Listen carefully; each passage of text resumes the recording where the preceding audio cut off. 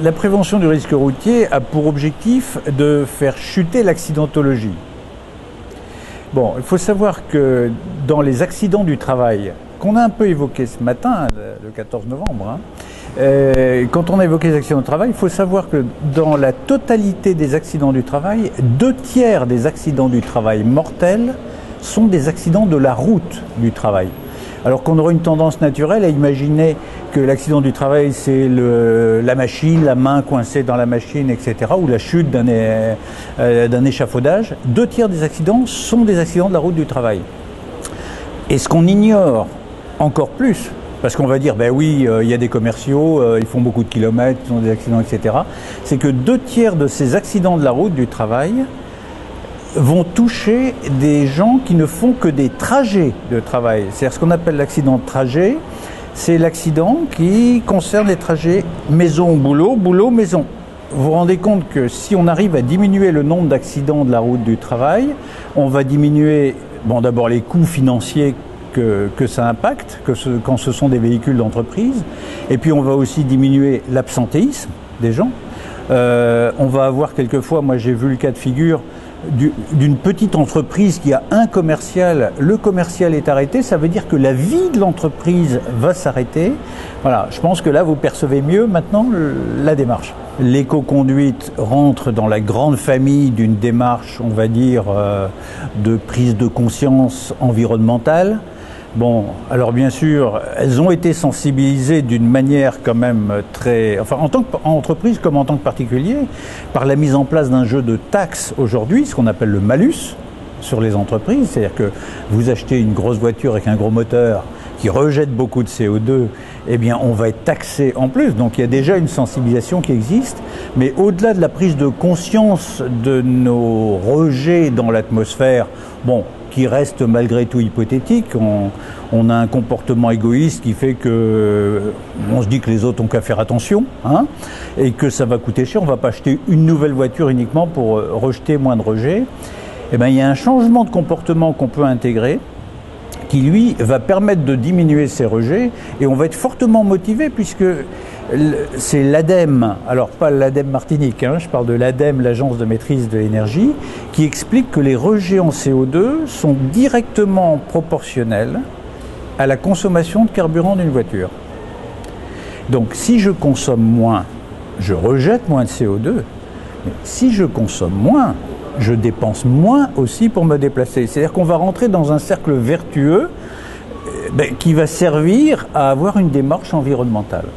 Je me suis aperçu, à la première fois qu'on m'a demandé de faire une démarche d'éco-conduite, que les changements de comportement qu'on va demander aux gens pour consommer moins sont quasiment les mêmes changements de comportement qu'on proposait aux gens pour améliorer leur sécurité sur la route. Hein, donc, je veux dire, ce qu'on leur demande, c'est de la vigilance. Ça va leur permettre d'anticiper leurs manœuvres. Et si j'anticipe, je vais gagner du temps, en fait, je vais me concentrer beaucoup plus sur ma conduite, j'évite les accidents.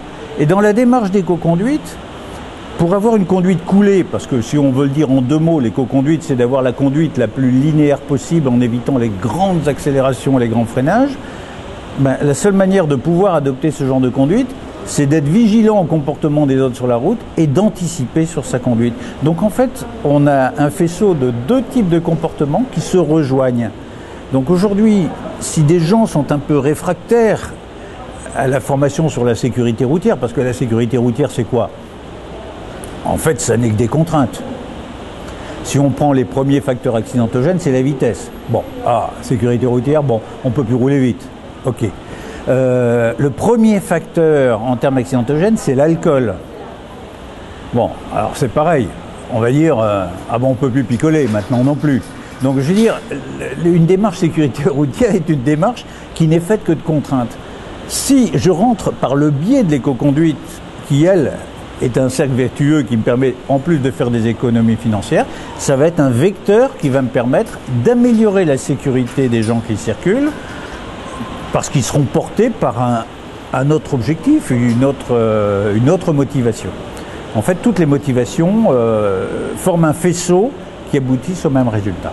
Je pense que quand on arrive dans les entreprises où on a mis en place ce plan, on va dire d'économie, toujours lié à cette diminution des rejets. C'est-à-dire qu'on a une entreprise plus propre, on a des gens qui ont un comportement qui est plus éco-responsable, va nécessiter quand même derrière un suivi si on veut continuer à bénéficier des mêmes avantages. L'entreprise dans laquelle je suis intervenu en 2010, qui est ce fameux groupe où il y avait 220 commerciaux, m'a fait appel récemment pour qu'en 2013, on refasse une remise à niveau des gens, parce que il y a des habitudes qu'ils ont pris, je dirais même presque fois par sympathie pour moi, en disant ok, on joue le jeu, mais il y a des habitudes qui reprennent le dessus. Je veux dire, on ne balaye pas du jour au lendemain 25 ans d'habitudes de conduite.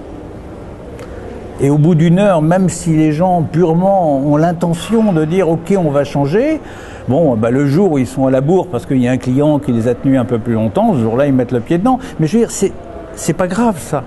Ce qui est important, moi je dis toujours, quand on plante la petite graine, c'est comme en sécurité routière. Quand j'ai un groupe de 25 personnes, si à la sortie de ces 25 personnes, il y en a 2 qui commencent à se poser des questions sur leur changement de comportement, j'estime que j'ai pas perdu mon temps.